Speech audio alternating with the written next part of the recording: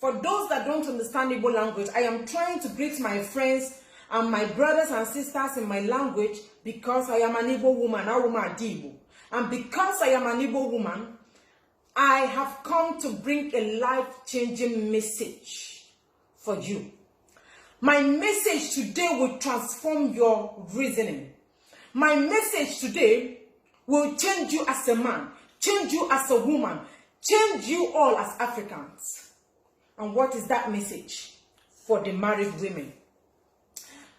A very good friend of mine on Facebook who is watching now sent me an inbox message. And what did the message read? She said that this pressure, this DNA pressure on women is not really fair on the side of the woman. That look at how men are gathered, supporting the notion that women should go for DNA tests. That if the women dish to the men what they do to them, most men will fall into depression and die of heart attack.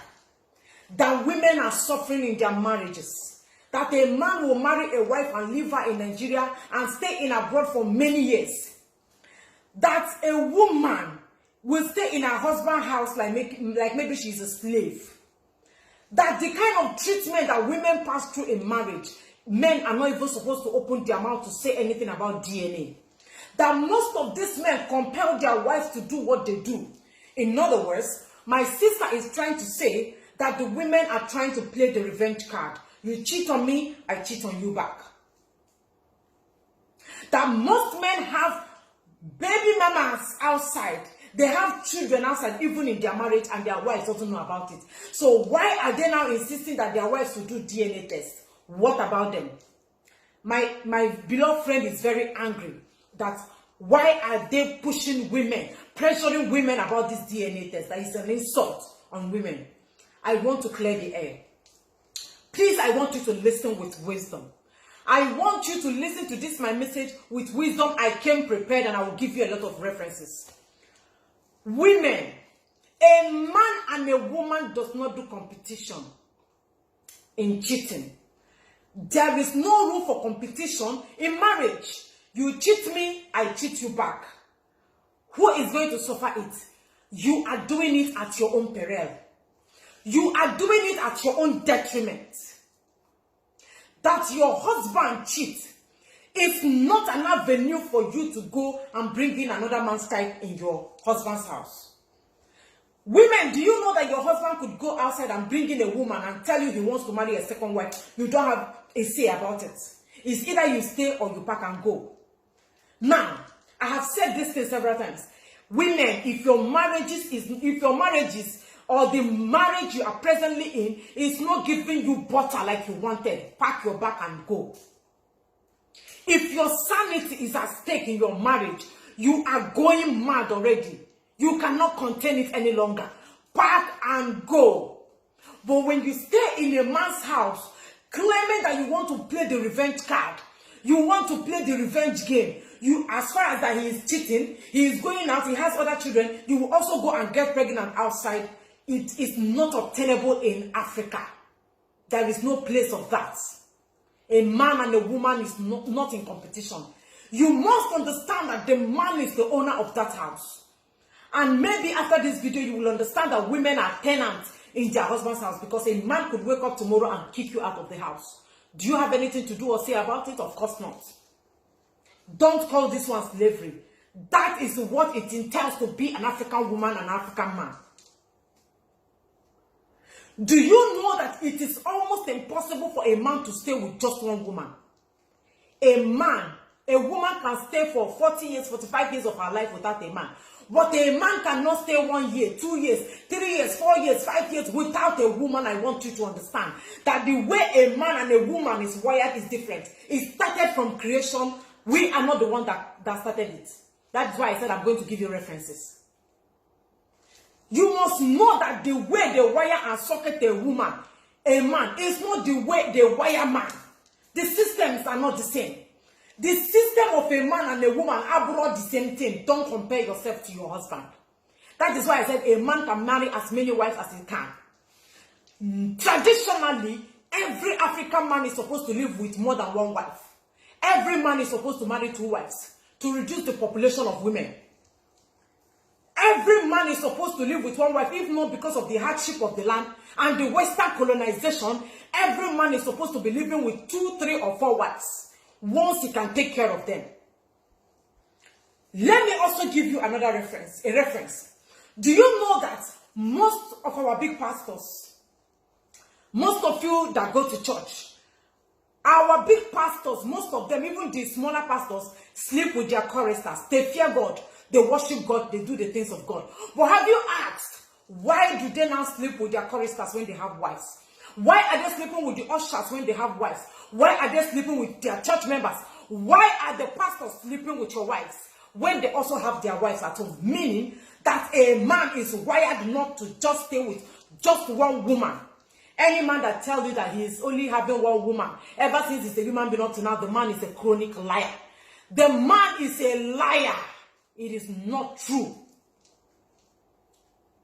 That is the system of a man. Let me use Catholic Church as an instance. For those of you that are Catholic Church members, do you know that the Catholic Church has this, what's it called? Will I call it principle? That they have this law that every Catholic Reverend Father must not marry.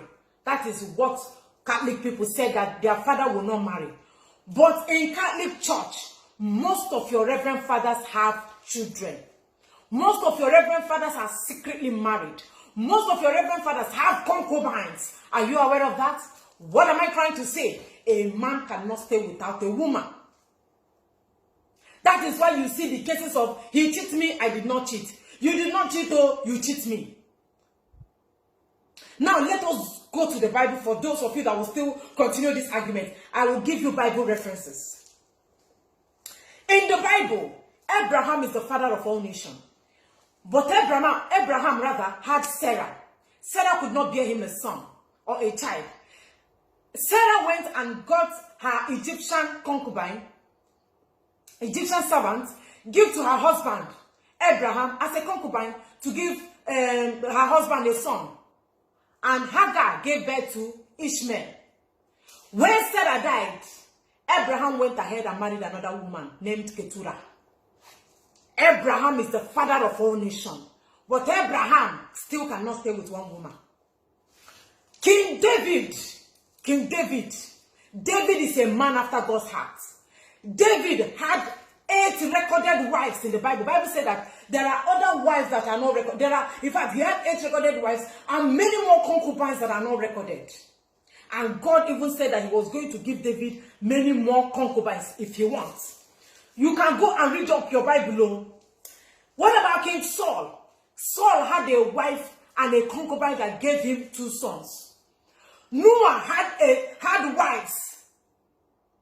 Are you now getting where we are coming from? That this whole thing started from the Bible. What about the almighty King Solomon? The wisest of the kings. Solomon had 700 wives and 300 concubines. The ones the Bible recorded. What am I trying to say? That the whole thing started from creation. It started from the time of creation. That a man might likely not stay with just 1 woman. A man might likely not be able to stay with 1 woman. So before you blame your husband, you must know that Abraham did not live with 1 woman. That Noah built the ark of God, did not live with 1 woman. That King Saul did not live with 1 woman. That King David, the man after God's heart, did not live with 1 woman. And many more. Time will not permit me to start listing them one after the other. Western colonization is the problem we are currently facing. They came and brought their own religion. The Western colonization gave us, we have a way we worship God. But they came and brought their own religion. We now forgot the old time religion. We forgot the way we worship our God. They came and brought us education. Is it favoring us? It's not. They came and gave us their own system of marriage. That is why we are wearing wedding gown to do marriage. They came and told us 1 man, 1 wife. Our men are now suffering in the toilet, doing masturbation. Our men are wasting cartons of cartons of soap to masturbate. Now, masturbation or masturbating and marrying one wife or two wives, which one is now better? They now force our men to behave the way they know they cannot behave. They are pushing our men to act the way they know will not be comfortable for them. They now force men to do one by one. It's a Christian marriage. This marriage is a Christian marriage. You must live with one wife. That is why the case of a side chick will never stop. All these women loitering around, who will marry them? Who will marry them? And in 5 to 10 years coming, government will have no other option than to force women on men. So that is why I am saying you should not compare. Do not do that comparison that your husband cheats, you will cheat. Normally, every man should be living with 3 wives. This week, this woman will sleep with this man. Cook for him. This other week, the second one will cook. Do you know that those days, in the time of our great-grandmothers, as I am now, maybe I'm of age, I'm getting older and weak, I will bring my younger sister and give my husband to marry. Do you know that? That is why men are evergreen. Everly green. Men are foundation. But that is why in Igbo land, if you have not given birth to a male child, you have not started. Are you telling that is why in marriages, a woman will be menstruating and a man will have to wait for 5 days or thereabout? After menstruation, the woman will go into ovulation, mood swing, unhappiness, not being happy, shawarma time, what's it called? Pizza mood. So many moods before she come out of the mood. She will tell the man she don't want to do sex. Now I'm not interested. But in the time of our father, when you are menstruating, another woman will take over. All of you cannot menstruate at the same time. If this one is, if you are menstruating, you cannot serve your husband food. You can't cook for him. You cannot sleep with him. We worship our men like God. Our men are our God. Do you understand? But they brought Western colonization, took our religion, took our way of life, took our culture, took our tradition, took our everything, collected our marriage, gave us white wedding, gave us so many things that is not benefiting us, and suffering our men in toilets, forcing our men to be doing shakwa in the name of masturbation. And you're telling me that as a woman, that you are still going to be insulting your husband. If after watching my video, you continue pointing fingers at your husband that he's a cheat, you are an evil woman and you are supposed to be ostracized from the land. If after watching this video, you say you must cheat on your husband, that he cheat, you cheat, you should be spat on. You should be ostracized, pursued out of the land. It's a sacrilege for a woman to open her mouth to say that. You don't compare yourself to a man. There's a way to go through. You don't have a go through. The men have it. So you don't compare. There is no room for comparison. The Western colonization has affected us. The Western colonization has killed us. That is why cheating will not stop. Side chick will not stop. It did not stop in the Old Testament. It did not stop in the Bible.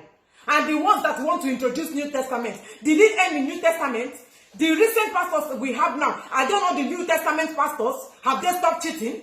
Have they stopped sleeping with other women? Have they stopped sleeping with choristers and your wives? The New Testament pastors, I'm asking, hypocrisy. We must go back to our old-time religion. The old-time religion, we must go back to our old way of life. We must go back to the way we believe. If not, you see, cheating or no cheating, your husband will cheat. Forget that, you both gave us the cheating language. He cheated on me now. He cheated on me now. We know the truth.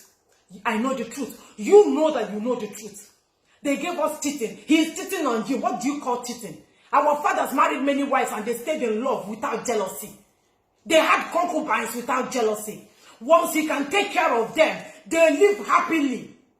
This time around, your husband will just look at a woman on one side and say, why are you looking at a woman? Who is calling you on the phone? Why are you doing this? Why are you not doing that? Bullshit. Western colonization is our problem. And it must change. If not, hey, go and build more coffins. Because if the Western colonization did not change us with all the problems we have faced because of what they have done, if we don't overhaul our reasoning and throw away the Western colonization, embrace our own, take our culture, tradition, if we don't take it, women will be killing their husbands. So we are talking of DNA test. This time around, they will be openly shooting their husbands because the women of today have wickedness, hatred. My fellow men, the only thing, you see, I'm a woman, but I will tell you, fear woman. Fear woman. Woman is the only person that met devils face to face. Ate apple. You did not eat the apple. If a woman tell you she's going to kill you around 7 o'clock, it will not pass 7 o'clock. She says she will kill you around 12, brother. 12 o'clock, you are gone. Go and buy your coffin. So that is why the Western colonization should go. Men should marry more than one wife, and sanity will be restored in Africa. That is the message I have to tell you today. If you like, you take it all. If you like, continue going around looking for your husband, who you cheat and who you did not cheat. Now you go suffer at the end of the day. Thank you for watching.